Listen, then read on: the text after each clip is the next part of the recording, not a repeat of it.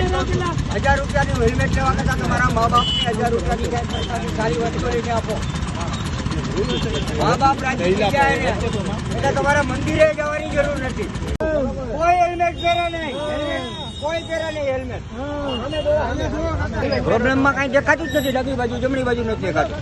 અને કદાચ ફટકાય તો હેલ્મેટનું પોતું જ મગજમાં કરી જાય છે. હેલ્મેટ બચાવતી નથી મેડમ, તો નથી પોલીસથી એક એના કાયદાકીય કામ કરે, અમે અમારા કાયદાકીય કામ નહીં. દંડ નથી ભરવાના.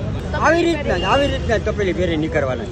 હેલ્મેટ મને ત્રાસદાયક છે તો પોલીસ રોકશે તો ભલે રોકે. દંડના પૈસા નથી મારી પાસે ભાઈ, તો પછી જેલમાં પૂરી દે તો ભલે પૂરી દે.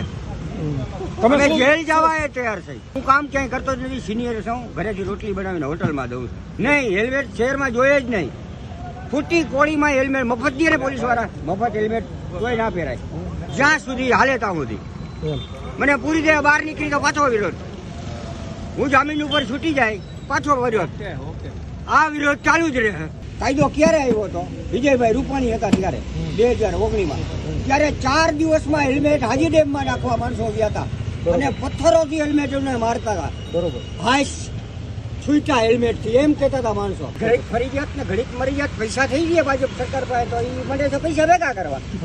હવે તો ચેલેન્જ ફેંકીને કહીશું કે હજારો કામ એવા પડ્યા છે કે જેનો રિઝલ્ટ જ નથી આવતો.